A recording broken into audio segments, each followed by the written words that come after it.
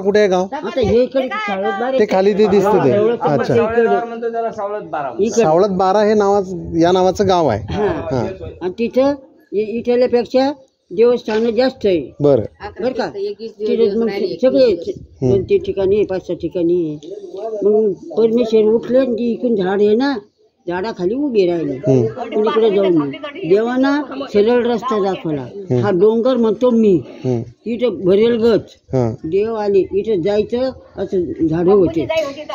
जायच्या झाडाखाली जाऊन देव बसले तर मागून 2 पिल्ले वाघाचे आले, मांडीवर बसले. आता इथून सरी वाघीन आली, त्याला वाटलं पिल्ले धरले. आणि देवांनी स्टारचं पाहिलं, ते बसले. इथे 1 10 घंटे बसले, उठून बाबा चालले गेले. त्याच्या मागे वाघिणी चालले. इथून कुठे गेले? मग पुढं सगळ्या गेले ना देव. वालसांगी मासूळ आमकं डमकं पंचाक्षर असे तसे मग असे देवस्थान. तर हा जाळीचा देव जाळीचा म्हणून प्रसिद्ध बाबा. तर इथे यात्रा कधी होते? महिन्याच्या महिना यात्रा भरती, मोठी यात्रा दांडी पौर्णिमा. अच्छा, दांडी पौर्णिमा म्हणजे फेब्रुवारी महिन्यातली ना, हनुमान जयंतीच्या आधी येणारी ती. आणि इथे मग दीक्षा विधी वगैरे होतात का? दीक्षा बापा आता तुम्ही चालले ना, ते घरेदार आहेत ना पलीकडे, तेवढे दीक्षावाले यायचे. बरं, ज्याला वाटत त्याने या दीक्षा घ्या, देव करा तिथं आपलं. आणि इथं ते असं हे आता बांधलेलं दिसते, हे काय आहे समोर? हे जे असे ते एका कापडात बांधले, नारळ बांधलेले आहेत किंवा काय? का बाबा, कोणाचं दुःख सुख आहे, कोणाला मूलबाळ नाही, कोणाला काही नाही. मग तो इडा देवावर ठेवायचा, देवाला सांगायचं आणि ते बांधायचं.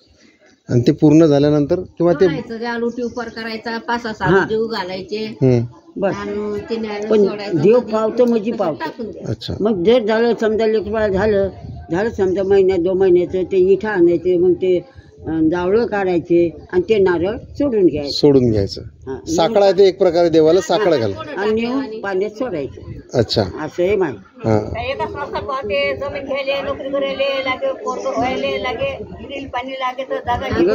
सगळ्या गोष्टीसाठी लोक येतात.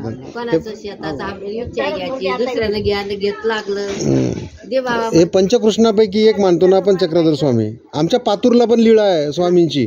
मी पातूरहून आलो आहे. पातूरला स्मशानभूमीतली लीळा आहे. तिथे खडकेश्वर म्हणून संस्थान आहे. जीर्ण वस्त्राची लीळा आहे पातूरला. आणि ती सश्याची लीळा कुठली आहे मग?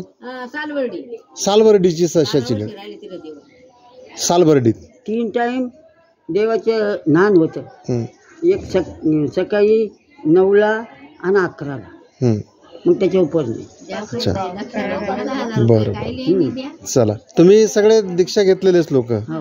आणि असे किती लोक आहेत मग इकडे? बापा ज्याला वाटलं ते दीक्षा घेतो बाबा. कोणी मुलगा एवढा असला ते देतो, कोणी मुलगी असली ते देतं मार्गामध्ये. म्हणजे लहानपणापासून त्याला वयवट लागून जातो, शिक्षण होतं आणि मग त्याला असे काही कपडे. बरोबर. आणि मग सगळं ईश्वरचरणी आपलं आयुष्य जे आहे ते नंतर इथं व्यतीत करायचं. चांगलं आहे. स्वामींच्या पदस्पर्शाने पावन झालेली भूमी आहे. याला जाळीचा देव म्हणजे महानुभाव म्हणतात.